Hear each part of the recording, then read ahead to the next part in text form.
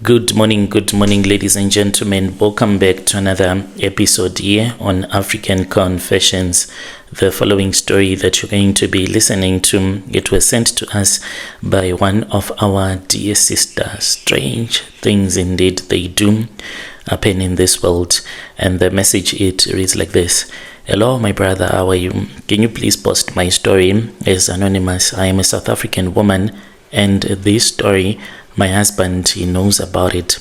I don't know how to reach out to my husband to ask him if he is okay. I know that what I did, it destroyed him, but I did not want to do it. I was forced. So I am working for the Department of Education.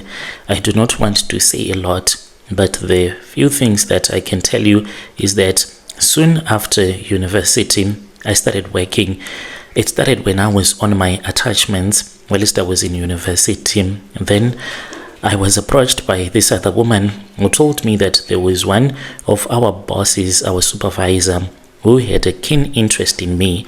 And if I wanted to climb up the ladder, then I was supposed to sleep with him. She did not beat around the bush. She said that amongst all the women that I was with on our attachments, if I was going to sleep with the supervisor, then I was going to get a permanent position. I thought about it for a long time, and then I sat down and I said, it is very hard now as a graduate to get a job. So what is better? I then decided to sleep with that man. He was quite an old man, and I did not know that this was what he did each and every time when they were kids from the university that were doing attachments in that place where he was working. He slept with me the first day in the car, and I felt so dirty. And to him, I was not even important at home. I could see that I was not important. After sleeping with me, I realized that I had fallen pregnant, and then he told me to remove the pregnancy. I tried by all means to remove the pregnancy, but I failed to do so. Then he told me to lie to my boyfriend that it was his child. So I lied to my husband, who later became my husband, that he had made me pregnant. He celebrated and he was happy. What hurts the most is that the child that was born, he then decided to name it after his mom. But this was after he had already found out that I had been sleeping with one of my bosses at work. I started to work permanently, and that very same man, he even helped my husband to also get a position in the government. It has been many years since this happened. Me and my husband, we got married. We had a beautiful white wedding. We went on our honeymoon, but still it was eating me inside. Even when we were on our honeymoon, I was pregnant, remember. My husband, he was always sad, depressed. We could take pictures so that people can think that we enjoyed our stay whilst we were having our honeymoon. But no, we were not enjoying at all. We were quiet. We would not even speak with each other. He would rarely touch me because I was pregnant. As time went on, my husband and I, we then sat down about this because I said that I wanted a divorce because I did not know if we were going to make it. My husband then said that, no, it's fine. There is no problem as long as you are not going to sleep with him anymore. But him being a boss, he would call me to his office sometimes, and when I will go into his office, he will tell me to lock his door, and I'll find out that he has already opened the zip of his trousers and his manhood will be out. He uses those pills, sex pills, that makes him to have a strong erection. So I started to struggle a lot. At work, I'll get this very strong erection that was not normal. Then at home, my husband, him being normal, he will not satisfy me in bed. But this part of the story, my husband, he does not know about it. What has brought me here is that I just want to know from your listeners, this what I have gone through. Is it worth it to tell my husband that I understand that he forgave me, but I also feel like a prisoner in this marriage because I never got the chance to sit down with him to ask him what he really thinks about it, because he just said that it is okay, and he did not say if we were going to be the same lovers that we used to be. He is someone that internalize everything. Whatever that we talk about, we always internalize each and everything. So I feel like we need therapy to sit down so that we can talk about it. If he really forgave me, or he just saw it as an opportunity, since I told him that this man had told me that if he was going to find out, then he could assist my then boyfriend, who is now my husband, to get a position in the government, in which he did. Was this just a financial transaction for him, or he really loves me? My heart breaks whenever I think about the other girls that will be out of university not knowing anything. Then you are used in such a way. I have no intentions to take this matter any further. I understand that it happened because there were a lot of girls that were on the attachments with us at that time. When you post my story, please tell me. I'll be following through in the comment section. Dear listeners, right there was a message that was sent to us by one of our dear sister. Let us try to speak with him in the comment section. Yes, indeed, you need therapy because of what you went through. She was saying that a supervisor had the habit of sleeping with those that will be out of university, and then he promises you a permanent position in the Department of Education. She says that she is over it, but she is traumatized. She does not want to take this issue any further. If it also happened to you that after university you also get to sleep with your boss in order for you to maintain your position in that company, you can also bring your story at Brother Nashi. Then there is another message that was sent to me by one of our dear sister. The translation of that message, it reads like this: Hello, Brother Nashi, how are you? Can you please post my story as hidden identity? I am a Zimbabwean woman who is staying here in Johannesburg. What has brought me here is that I have a confession that I want to share with you, and I need advice. Am I supposed to expose this man that I used to stay with? So I used to stay with this other prophet from Zim. He's a white garment prophet. But when I stayed with him, I started to know a lot about him. He is a fake prophet. I found out that he is now doing live prophecy sessions on TikTok, and I felt so sorry when I joined that live, when I saw that there were a lot of women that were there waiting for him to give them a prophecy, for they do not know how fake he is. I'm scared to expose him because he comes from Chipinge and he loves to use a lot of charms. Back then when I was staying with him, I did not understand how I had fallen in love with him because he was not of my class. Later on, he then told me that when he is lusting after a woman, what he does is that he asks for a picture, and if you give him a picture, he puts his phone onto the floor, and then he takes an egg and he will drop that egg on top of the phone with your picture wide open. You'll start to develop feelings for him automatically, like I did. So he tried to use that same ritual on me, but he failed. At the place where we were staying, there were people that used to come so that they can receive their prophecies. This is what he used to do. He will take some millimel, put it inside the pillow and a wooden cooking stick. He would then sleep for a couple of minutes whilst people were waiting for him, and then he would go outside and he would give people their prophecies, and he was negotiating with a traditional healer so that he can be strengthened. When I was on his live, my heart was breaking when he was speaking with this very beautiful woman, telling that woman that he just wanted a picture so that he can see if God can give him a prophecy. I felt sorry for that woman because she won't understand what will happen to her next. She will end up falling in love with this prophet, and he is a womanizer. He sleeps with so many women here in Joburg. Must I expose him or not? Dear listeners, right, there was a message that was sent to us by one of our sisters. She sent this message through TikTok. Strange things indeed, they do happen in this world.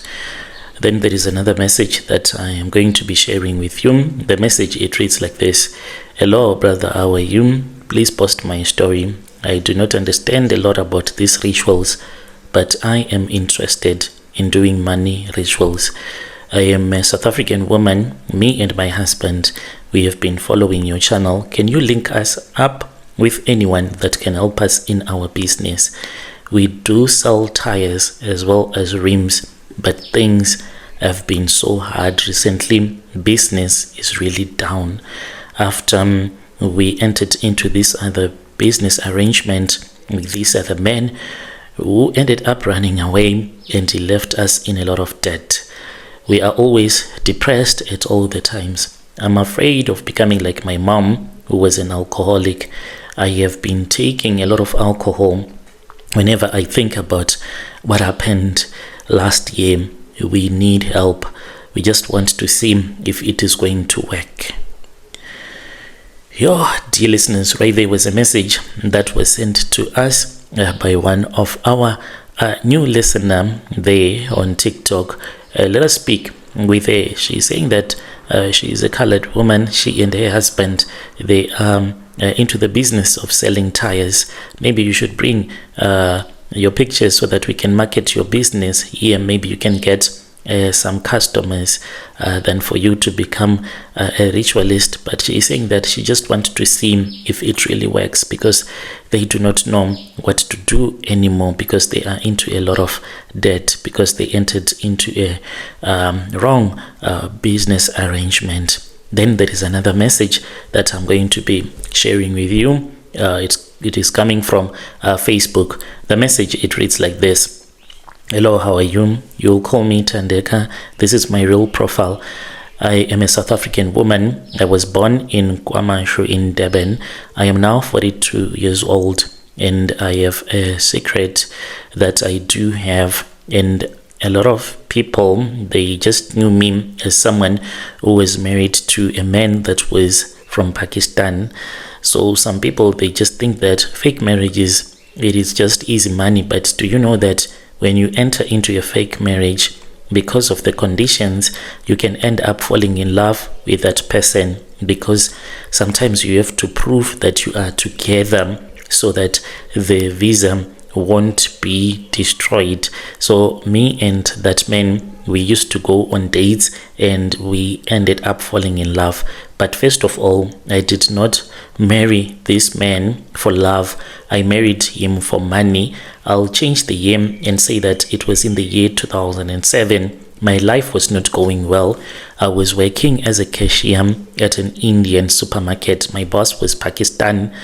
My salary was small, and I had two younger siblings that were depending on me. My mother was sick at all the times. My father had passed away years before. I was tired of struggling. Every month I felt like I was drowning slowly. That is when I met him through my boss. He had recently came to South Africa. He was working without papers. So my boss, he was also making stuff that they would sell to other people, other Pakistans that had spaza shops. His name, I'll call him Ahmed.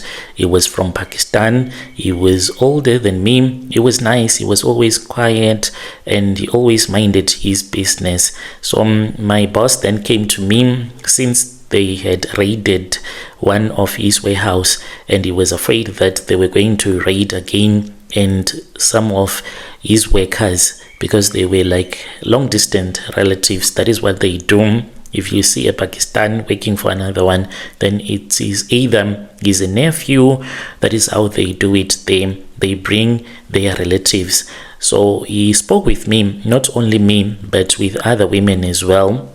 And then we sat down and he told me that for him to be able to stay in South Africa, he needed a wife on paper. You need money, no love, no stress. That is what he used to say. And I asked him, is it safe? So then I agreed. We then went to this other restaurant where we celebrated, but it was fake love. Ahmed did not pretend to love me. He just was touching my hand. He even kissed me. It felt really weird to be kissed by a man whom I was not dating. So this was done so that the pictures can be taken, but the marriage, it was like real, but we were not in love. Then I started to stay with Ahmed, but I was having my own room so that when they were doing their investigations, do you know that the Home Affairs can just send someone at your residential place to see that indeed you are staying together. So they were afraid that if we do not stay together, then maybe the whole deal will be caught. So as we were staying together, things happen. I started to fight with my baby daddy. He was someone that was very abusive. So when he found out about the wedding, in his mind he said that this was real because he saw the photos of our wedding. And I tried to explain it to him, and I said that this guy, he has no understanding at all. Then we started to fight. He would come, he would beat me up in front of my boss. So my boss then told me that if I wanted, I could dump him and he would give me more money. So more money came, and this was money that I needed. My mother could get better medical care. My siblings started going to private school, but it was in Muslim school where they were going. And then I was told that I had to also convert from Christianity, and I was supposed to start to worship the Muslim religion. And that is how I changed. So Ahmed started to visit me even more in my room. We would stay late talking together. Then he slept with me. Then I fell pregnant, and he was happy, and he said it was good for now, even though we did not love each other. And by the way, Ahmed, he had a wife and kids back in Pakistan. So he was waiting for at least about 6 years being with me. Then we have a divorce. Then he brings his original wife. That was the deal. But as time went on, I started to realize that Ahmed, he was always stressed about a lot of things. And then he died. He had an heart attack. By then, he had opened up his own shop. Just like that, he was gone. The burial was done according to the religion. And a few months after that, I started to have really weird dreams. I woke up and I saw that there was someone that was in my room, and then I felt something that was so cold next to me. The next morning, I had a dream. I was getting married to a snake. This was a very terrible dream that I had. Then I saw Ahmed. He came to me. He said that he had came to take what belonged to him, and he slept with me. When I woke up, I saw a snake that was leaving my room. To this very day, this is the dream that I have been having. I left the religion that I had joined, thinking that it was because of me worshipping Allah. That was why I was having all of those terrible nightmares. I returned back to church, and the pastor prayed for me, and they told me to fast. They told me that the dreams were going to stop now that I had repented and I had returned back to Christ.